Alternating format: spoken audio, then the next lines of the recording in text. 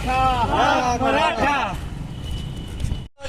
एक मराठा लाख मराठा तुमचं आमचं नातं काय जय जिजाऊ जय शिवराय एक मराठा लाख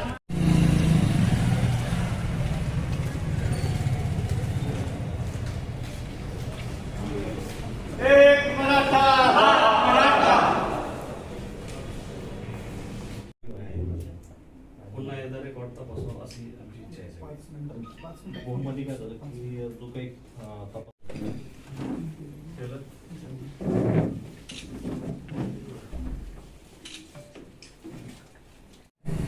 एक मराठा लाख मराठा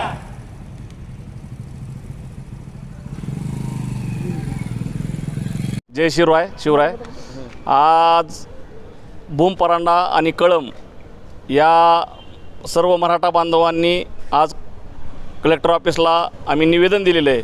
यासाठी निवेदन दिलं आहे की भूमपरांडा आणि वाशी कळम या 4 तालुक्यातील जे कुणबी नोंदीचे जुने रेकॉर्ड आहेत ते जुने रेकॉर्ड अजून एकदा प्रशासनाने तपासावेत आणि त्या नोंदी ज्या आहेत जर कुणबी नोंदी अजून एकदा ते रेकॉर्ड तपासलं तर कुणबी नोंदी निघतात.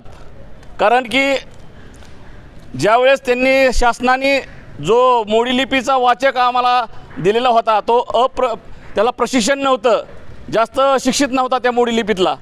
त्यांनी आपलं फक्त कुणबी दिसतंय का तेवढं बघितलं, परंतु कुठलंही रेकॉर्ड त्यांनी तपासलं, बाकीचं रेकॉर्ड तपासलं नाही.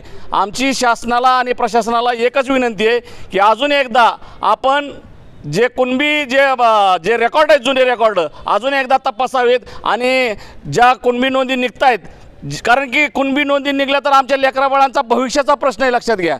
म्हणून आमची तळमळ आहे की अजून एकदा रेकॉर्ड तपासावं आणि कुणबी नोंदी निघतात का ते मिळवणं आम्हाला सहकार्य करावं. जय जिजाऊ. आत्ताच आपण माननीय कलेक्टर साहेबांना निवेदन दिलं.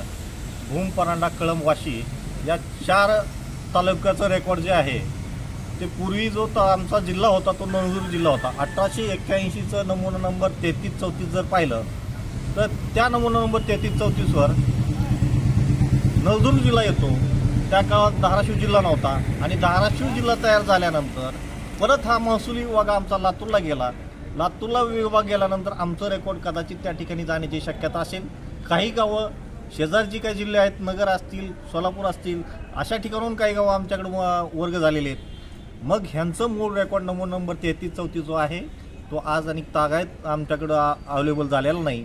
तसंच जे काही रेकॉर्ड आहे नमुना नंबर 3334 असेल किंवा नमुना नंबर 1314 असेल हे रेकॉर्ड मोडीमध्ये आहे आणि मोडीचा प्रशिक्षित व्यक्ती आमच्याबरोबर कुणीही नव्हता किंवा आमच्या समाजातला त्यांच्याबरोबर माणूस नव्हता.